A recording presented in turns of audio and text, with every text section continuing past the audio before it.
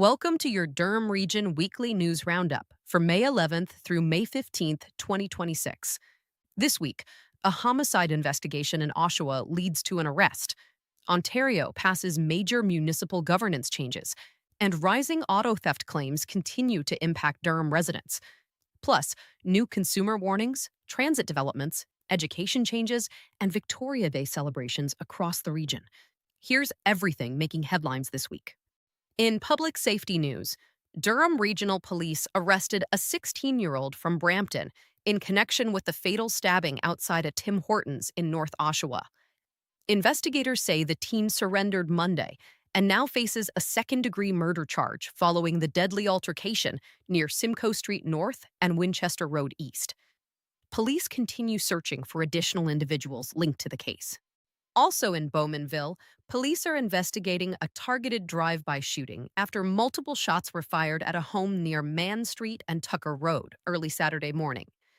Officers say a male suspect exited a four-door sedan, fired several rounds at the residence, and fled the scene.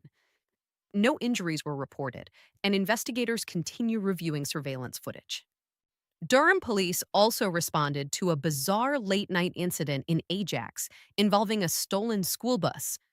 Investigators say a 38-year-old man allegedly stole the vehicle from a North York transit yard before crashing into a McDonald's drive-thru barrier near Westney Road and Taunton Road. The suspect faces multiple charges, including impaired driving and possession of stolen property. Residents across Ontario are also being warned about a new phishing scam using image-based text messages posing as Purolator delivery notices.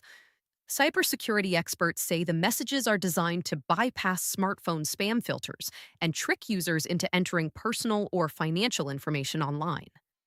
Meanwhile, new insurance data shows Bowmanville and Clarington recorded Ontario's highest increase in auto theft claim costs, rising more than 1,260% since 2017. Insurance experts are encouraging drivers to use added anti-theft devices as law enforcement agencies continue tackling organized vehicle theft. In provincial politics this week, Ontario officially passed Bill 100, ending the era of elected regional chairs in Durham and several other municipalities. The legislation gives the province authority to appoint regional chairs directly and grants expanded powers over budgets and municipal decisions. Critics argue the move reduces local accountability, while the province says it will streamline housing and infrastructure planning. In education news, a new Ontario poll shows more than 84% of respondents support a full cell phone ban in schools.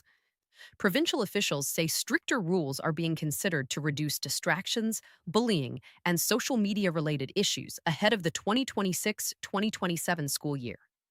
Trent University also announced a major leadership transition this week.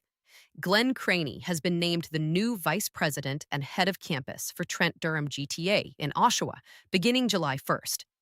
University officials say his background in strategic planning and government relations will support continued campus growth and partnerships across Durham Region. In health news, Farm Boy has issued a recall for select organic microgreens sold across Ontario due to possible E. coli contamination. Consumers are being advised not to eat the affected broccoli and mild mix microgreens and to return them for a refund, while the Canadian Food Inspection Agency continues its investigation.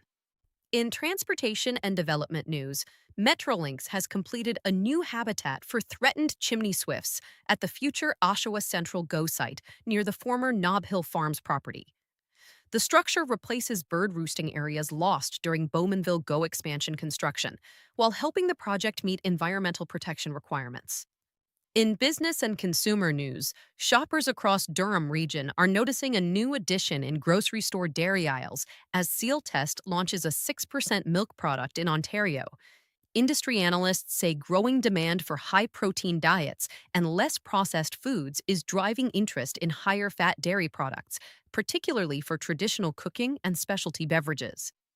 In community news, a Durham Region paramedic will take the stage this weekend during Artists in the Ambulance 6, a Toronto fundraiser supporting first responder mental health programs. Brady Wills joins fellow paramedics and emergency workers for a night of live music and art benefiting Wounded Warriors Canada. And finally, in events news, Canada's Wonderland is preparing for one of the GTA's biggest Victoria Day celebrations as its annual fireworks spectacular returns Sunday night. The park says more than 6,000 fireworks will light up the sky in a synchronized 15-minute display, marking the unofficial start of summer across Ontario. That's your Durham Region Weekly News Roundup for May 11th through May 15th, 2026. For more breaking news, local stories, and community coverage, visit allaboutdurham.com and subscribe so you never miss a headline. Thanks for watching, and we'll see you next week with more stories shaping Durham Region.